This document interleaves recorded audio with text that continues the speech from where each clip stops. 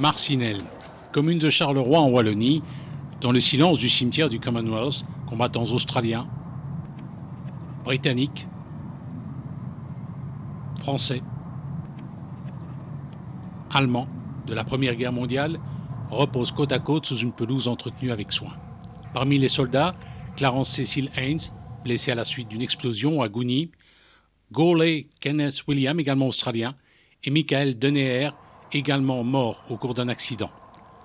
Ce ne sont là que quelques héros venus par milliers du pays des kangourous.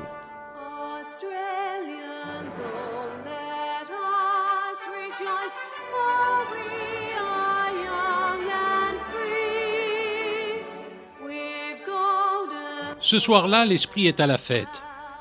Devant un aréopage de personnalités, on dévoile une plaque commémorative d'apparence anodine. Accrochée au mur d'entrée du château de la cité amoise, elle trône toujours fièrement.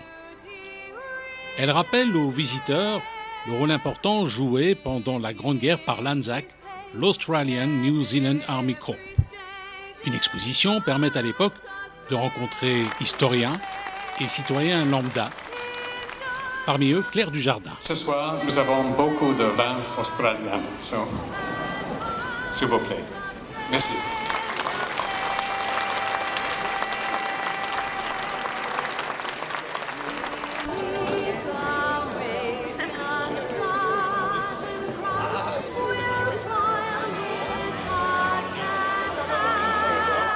Claire Dujardin, vous êtes professeure d'histoire, faites partie du comité organisateur.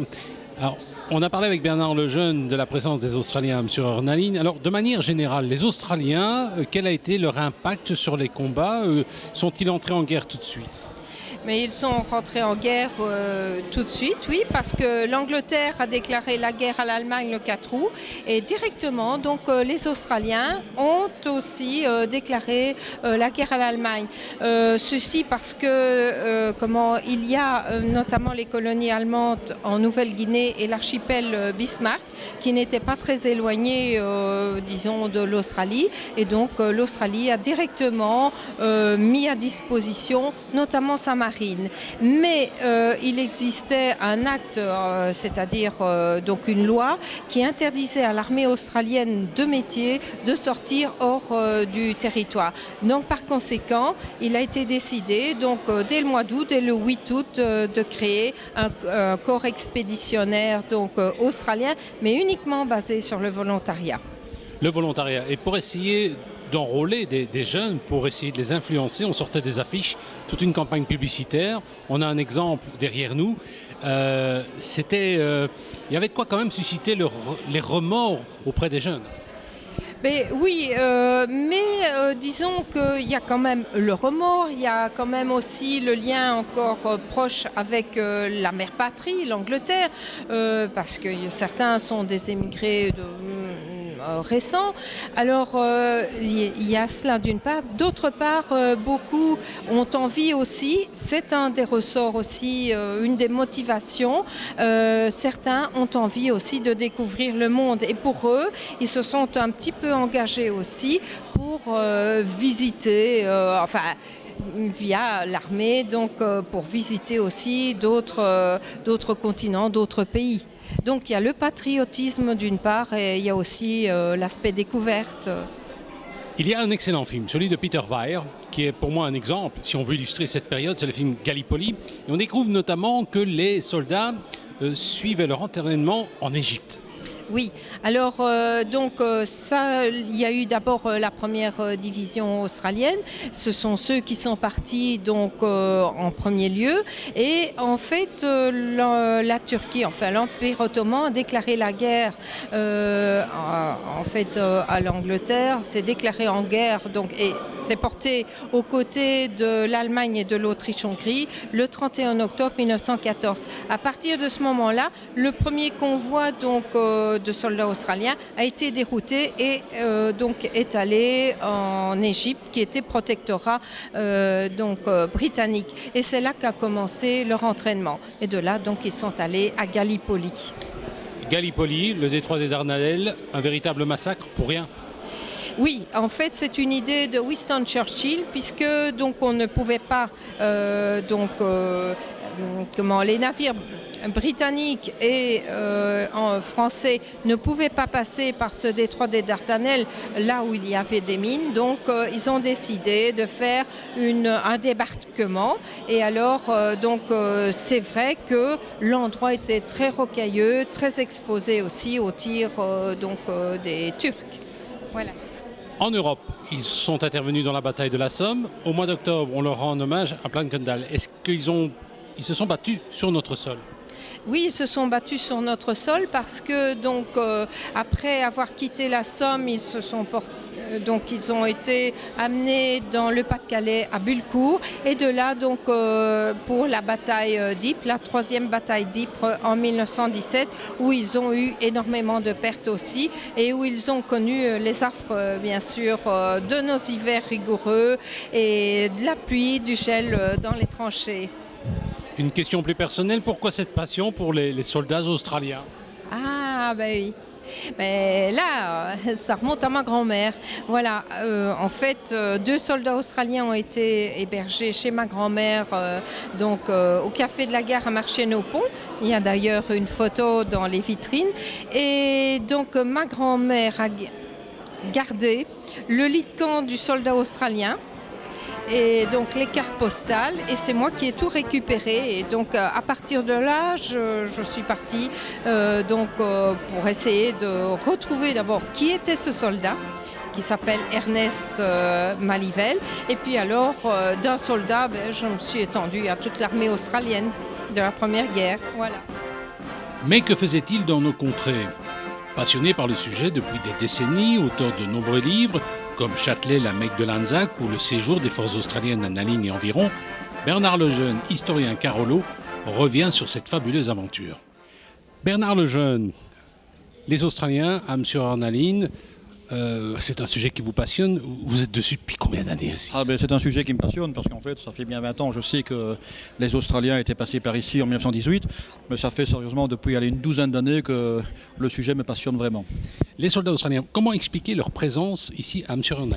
L'armée australienne faisait partie de l'armée britannique en 1914-1918 et donc ils participaient au combat pour la libération de l'Europe occupée par l'Allemagne en 1914. Et c'est la raison pour laquelle ils ont combattu aux côtés des Britanniques sur le front occidental. Et donc ils ont participé à l'offensive libératrice en 1918. C'est ainsi qu'ils sont arrivés chez nous. Est-ce qu'ils étaient nombreux dans la région? On considère qu'ils étaient à peu près 70 000 à occuper toute la région de l'Entre-Sambre-et-Meuse entre décembre 1918 et avril 1919. Comment expliquer le fait que ce soit des soldats australiens qui soient venus par ici? Pourquoi pas des Français, des Anglais? Il y a eu des Anglais, mais il était convenu que seules les troupes alliées d'origine européenne poursuivaient jusqu'au Rhin. Les troupes alliées non européennes restaient en arrière. Et donc les Américains, les Canadiens, les Australiens n'ont pas poursuivi les Allemands jusqu'à la frontière allemande. Ils sont restés en arrière du front. Et le hasard a voulu que l'Entre-Sambre-et-Meuse était occupé par des unités australiennes et néo-zélandaises. Il est resté quand même des traces, puisque pas mal de soldats australiens, il y avait quand même une belle mentalité. Mais ils sont arrivés ici à une belle période, c'est-à-dire à la période évidemment des fêtes de fin d'année. Donc les scènes de fraternisation de la population ont été immédiates, d'autant qu'elles avaient été privées pendant 4 ans des nécessaires à leur alimentation, alors que les armées généralement sont bien ravitaillées. Et donc il y a eu effectivement, vous le devinez, des mariages, des petits bébés australiens. C'est ainsi par exemple que le journaliste Philippe Mackay, qu'on connaît bien dans la région Charleroi comme chroniqueur judiciaire, est le petit-fils d'un soldat néo-zélandais. Il y a également Blackman qui vit toujours à Walcourt. Et il y a également, n'est-ce pas, un Australien qui a fait souche ici à Bagné, et c'est le grand-père de Betty Liévin. Et puis on oublie aussi une chose, on ne le savait pas, mais il y a eu aussi des avions australiens dans la région. Affirmatif. En fait, il y a bien sûr eu des escadrilles australiennes, et l'une d'elles qui était la plus ancienne, qui était le 3e escadron de corps d'aviation australien, a trouvé un aéroport à Tarsienne. Alors Tarsienne, parce que c'était évidemment tout près du quartier général qui se trouvait ici, pour assurer entre l'état-major australien installé à Champs-sur-Eure et les différents états-majors des divisions dispersées dans la région, des liens plus rapides par l'aviation. Les aviateurs allaient porter, n'est-ce pas, dropper les messages destinés à ces divisions dispersées dans toute notre Sambre-et-Meuse. Bernard Lejeune, merci.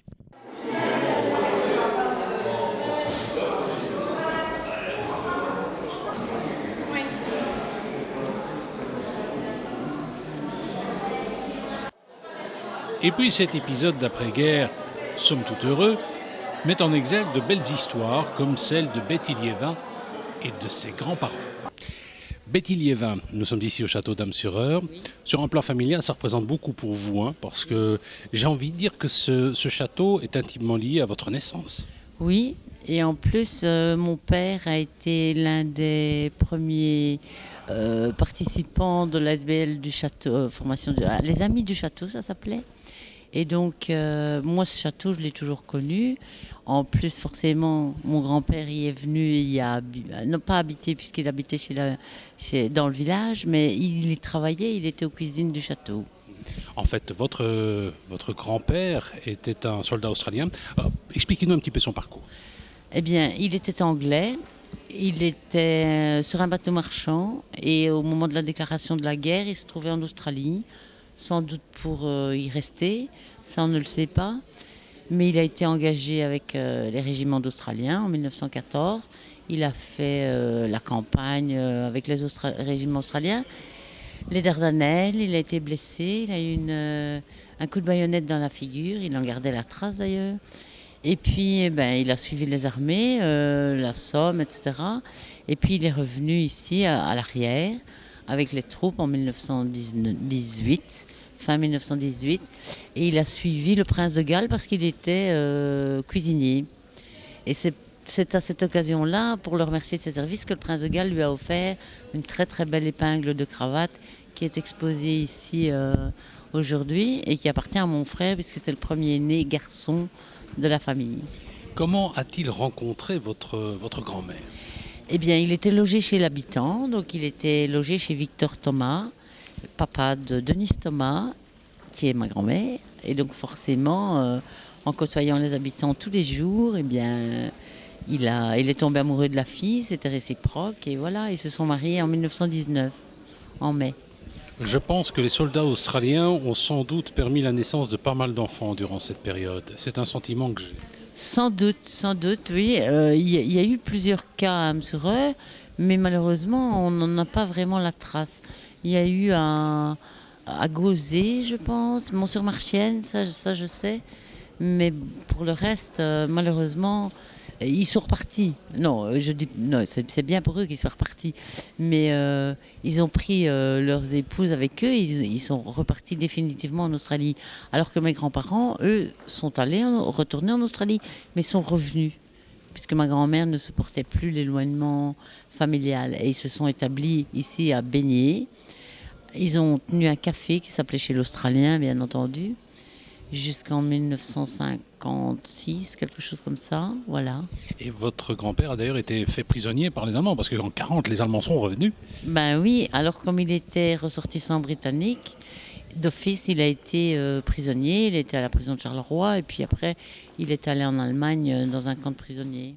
Pour terminer, quelques peintures de la présence amicale de Lanzac, avec des œuvres exceptionnelles d'un artiste qui a sédimenté sur des aquarelles quelques moments de bonheur avec ses soldats venus du pays des kangourous.